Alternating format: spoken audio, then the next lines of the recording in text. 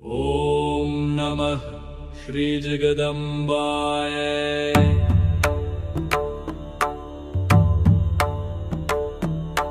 रक्ष रक्ष महादेवी दुर्गे दुर्गतिनाशिनि, मां भक्तमनुरक्तं च शत्रुग्रस्तं कृपामयि। विष्णुमाये महाभागे नारायणि सनातनि, ब्रह्मस्वरूपे परमे नित्यानन्दस्वरूपिणि।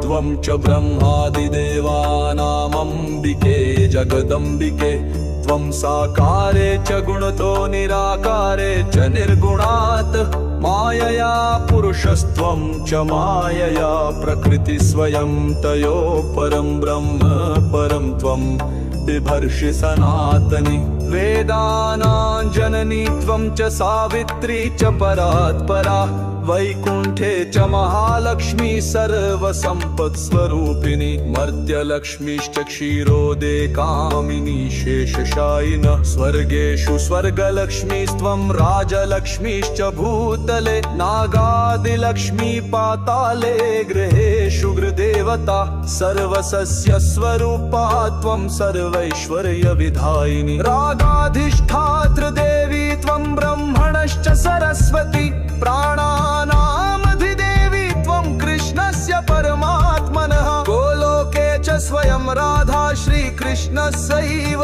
वक्षसि, गोलोकाधिष्ठाता देवी वृन्दावन वने वने। श्रीरास अम्बले रम्या वृन्दावन विनोदिनी, शतशृङ्गाधिदेवी त्वं नाम्ना चित्रावलीति च।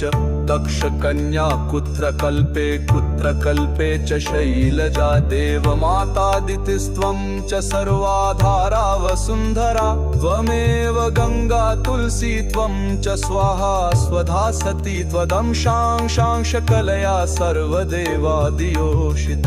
स्तरीरूपं चापि पुरुषं देवी त्वं च नपुंसकम्, वृक्षाणां वृक्षरूपा त्वं सृष्टौ चाङ्कुररूपिणी। वहनौ च दाहिका शक्तिर्जले शैत्यस्वरूपिणी, सूर्यतेजस्वरूपा च प्रभारूपा च सन्ततं।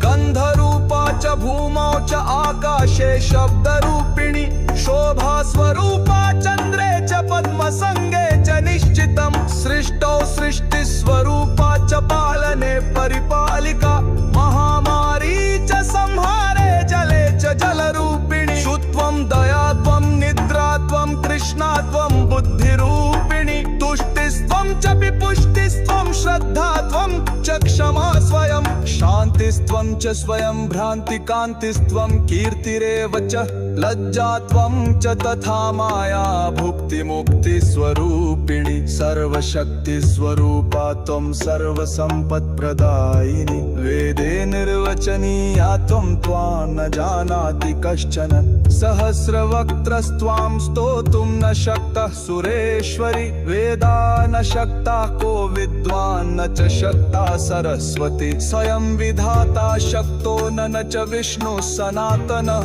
किं स्तौमि पञ्चाक्षरेण रणत्रस्तो महेश्वरि। कृपां कुरु महामाये मम शत्रुक्षयं कुरु।